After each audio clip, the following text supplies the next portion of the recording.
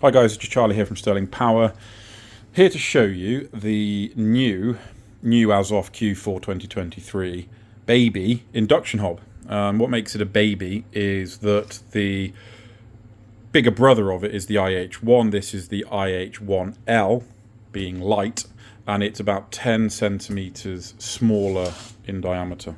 So the old IH1, I say old, we still sell it. It's by far the biggest selling induction hob we have. It's about 30 centimeters in diameter, it's about a foot, whereas this is just under 200 mil, 192 mil, I think, in diameter. Just to put it in perspective, I've got a ruler. There's a foot long ruler. So that's a 30 centimeter ruler, just to put it into size perspective. It is a very small unit and designed to be flush mounted as well. So it was for those that were asking for, we love the IH1, but it occupies a lot of surface space. This is smaller. It can also be stowed away, but generally these things get flush mounted, so it's mounted nicely on the surface, and provided it's cold, you can just rest whatever you want on there. It's a very safe and strong, sturdy surface to put really anything on, but obviously it's also designed to warm up your food or warm up water. So I'm going to do a power test for you, just to show you what level of power these IH1Ls are using. I've got it connected here to a power analyzer. The key figure is the wattage value underneath where it says load power. Now, regarding the plugs, we sell most of these induction hobs into the European market. I think it's because they're slowly moving away from gas and everything going electric, so they want more and more electric appliances on board. So the standard is a Euro Schuko plug, but we also provide a British standard adapter in there as well, so you can use it in the whole of Europe basically. So let's plug it into the power analyzer. Let's turn it on. So we're just in standby, only a watt or so. Now here I have a ferrous pan full of water. The water would be about room temperature. It's about 20 odd degrees centigrade in here. Let's plonk that on. Needs to be ferrous, iron obviously, for the induction feature to work. So let's turn it on. So I'm going to go straight to full bore, so that's P8, and that's the power it's consuming there. 700 odd watts. That's at full power.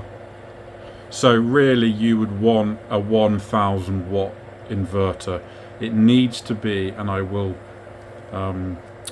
keep saying this, it needs to be a pure sine wave. It will not work off modified sine wave or quasi sine wave. It needs to be pure sine wave. So this is the lower powered induction hob. The IH1's the slightly bigger brother. It's about 1800 watts. As of Q3 2023, the predecessor was about 1500 watts for the IH1. These little baby ones are sub 1000 watts. We've seen them go up to about 900 for the baby ones, but at the moment it's using about 700 watts or so. You can see bubbles starting to happen, so it's warming the water up. Really should have brought a thermometer along with me, but you'll be able to tell visually that the water's getting warm. You can see it's getting hot there, so it's effectively converting electrical current into thermal, into heat energy there. So it's got power reduction features, so you can go down as low as 1. Let's go to the other extreme.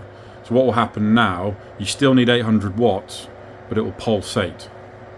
So it will, you'll see it jump up in a minute. There you go, jumping up to 700 watts, and then it will jump down. So you still need that 1000 watt pure sine wave inverter to run this, but all it's doing is it's pulsing it. So you get that, so you're not overheating. For water you don't need the lower power feature, but if you're doing things that you don't want heat spots to generate in, you can reduce the power. And then you've got shades of grey in between, so you've got all that all the way to P8. But I would predict that most people would just leave it in P8 and just cook things as quickly as they can. They can always stir it if they're worried about heat spots. So yeah, that's it, and then see how the water's getting on. Still bubbling away, and then if we just turn that off, that's killed it. Feel a bit of heat in there, and the surface will still be quite warm. So that's it. That's the new induction hob, the IH1L, available now. Q4 2023.